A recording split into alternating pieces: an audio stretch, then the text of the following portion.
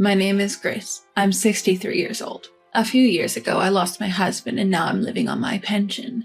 However, it's not a lonely existence. I've been a part of a choir for years and I have many friends, so my life is rather lively.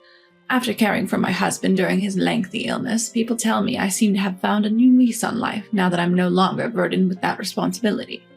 I loved my husband dearly and I would have preferred to have him by my side forever. So there are days when I'm struck by a profound sense of loss. But on those days, I talk to his photo on our home altar or sing my favorite songs, remembering how he used to smile and joyfully listen to my stories and songs. Plus, I have a little secret I keep from everyone. My husband left not just our home, but a substantial amount of money as well. I usually get by just fine on my pension, so I don't worry about it much, but knowing I have a nest egg for emergencies provides a certain sense of relief. I was thinking I would continue to live this free and easy life, but then my son and his wife, who had been stationed overseas, contacted me to say they were returning to the US. And what's more, they wanted to live with me after the return. I was delighted at the thought of seeing them face to face rather than just through video calls, and I looked forward to seeing my grandchildren. But there's one thing that has me worried. It was about my daughter-in-law, Mary. On the surface, she seems amiable and efficient, but I have an inexplicable aversion towards her. It feels like she's two-faced, or sometimes she scares me. But when I listen to friends talk badly about my daughter-in-law, I start to think that my feelings towards her stem from the jealousy I feel about her taking my son. Could it be generational prejudice? With a mixture of complex emotions and with the date of our reunion drawing closer, I reluctantly agreed to live with my son and his wife. I could not have imagined what was to come. It's been a while, mother-in-law. Please feel free to ask me anything. I'm planning to take care of you. Excuse me? As she spoke with a smile, I was taken aback. I didn't intend to be a burden to anyone. Oh, more than that, her saying she'll look after me feels condescending. At that time, I just thought, she doesn't know how to speak properly. But when we started living together, I realized my unease was well-founded. Mary acts very caring in front of others, but when it comes to something as simple as laundry, she behaves oddly. I noticed from the beginning that she seems to dislike mixing my laundry with hers, so I would wash my clothes separately. But I never imagined she would rewash the entire load just because one kitchen towel of mine was mixed in. As she grumbled and put the freshly washed laundry back into the machine, the item she held with such disdain was my kitchen towel. She tossed it aside like it was dirty and exclaimed, "It's going to smell like old woman. This is ridiculous." Another time when Mary wasn't around, I took in everyone's laundry after a brief rain shower. Despite them being almost dry, she rewashed them. "The germs will spread." Tisk tisk, her tongue clicking seemed to be her real nature. I didn't expect a thank you, but this was beyond anything I had imagined. "Do I smell bad by any chance?" I asked my friends, even used a smell detector. My friends laughed it off, and the detector showed much lower values than the standards. Gross, don't put your shoes in my shoebox, it's filthy! One day, Mary was removing my shoes from the shoebox with a pair of cleaning tongs. I didn't remember putting them in there, so my son must have thoughtfully done it for me. The heartwarming gesture from my son only fueled my anger at Mary's actions. "Please stop treating my shoes like they're filthy." When I asked this of her, who had tossed aside my shoes laughing, she turned around with a surprised look on her face. "Oh, mother-in-law. Well, I was just cleaning the shoebox and it looked like there was a bug on your shoes, so I tossed them." How she could come up with such an excuse on the spot is beyond me. "Oh, really? I didn't see any bugs. And you were using cleaning tongs, weren't you?" Maybe it was a mistake?" In the end, Mary played dumb and refused to acknowledge her wrongdoing, but the frustration didn't end there. She refuses to let my grandson eat anything I cook. No matter how hard I try to cook something nice, she rejects it with a smile. "You enjoy it yourself," and never touches it. Not only that, she interferes when my grandson tries to eat my food, always finding a reason to stop him. She freely uses the ingredients I buy without a word, always messing up my plans. She takes the ingredients but refuses the food. It seems she wants to exclude anything I have a hand in. In the end, the only person who enjoys my cooking is my gentle son. I'm sure he would listen if I talked to him about these issues and asked Mary to be more considerate. He's very much like his father, and I can rely on him. But I feel guilty bothering my son who works hard from early morning till late at night with such issues. I'd rather he relaxes when he gets home than be bothered by such things.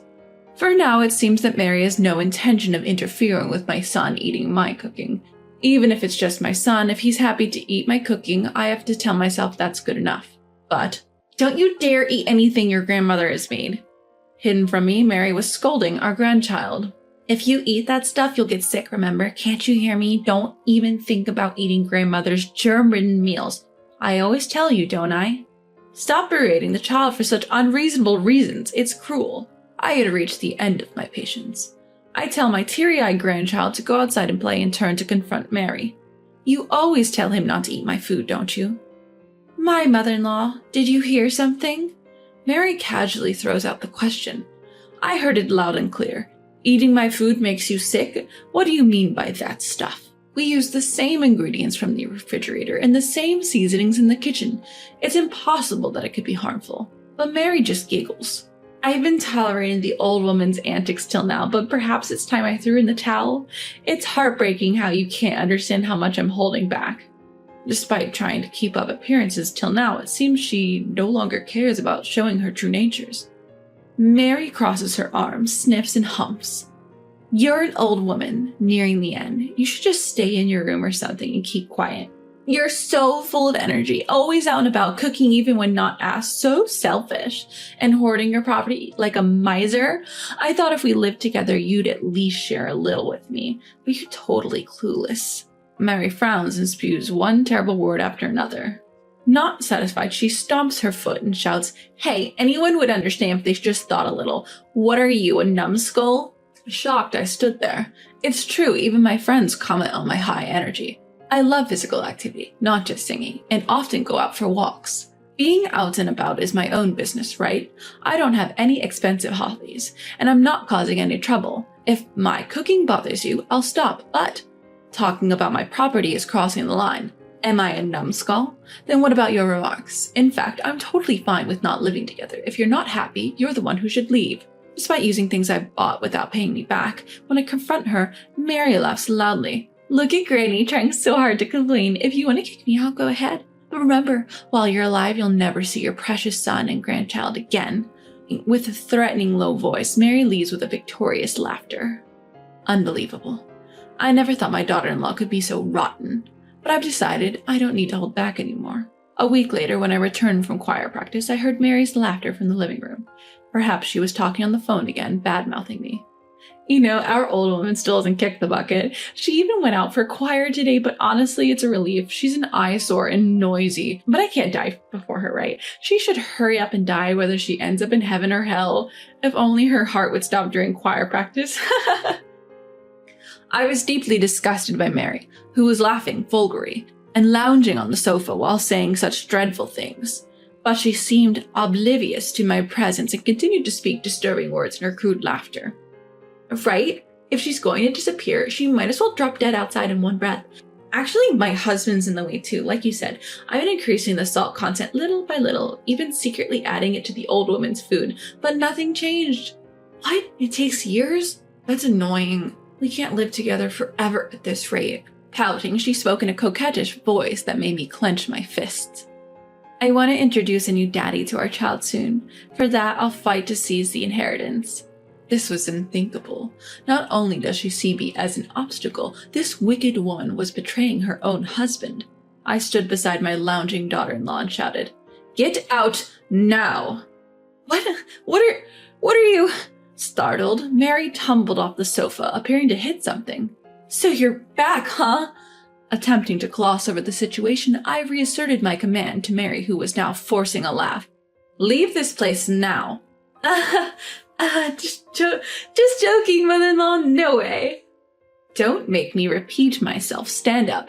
At my command, Mary jumped to her feet. Of course she did. I was, after all, the former leader of a renowned choir group. I've been holding back, practicing my vocal exercises at the riverbank, during my walks and completely abstaining at home due to living with my son and wife.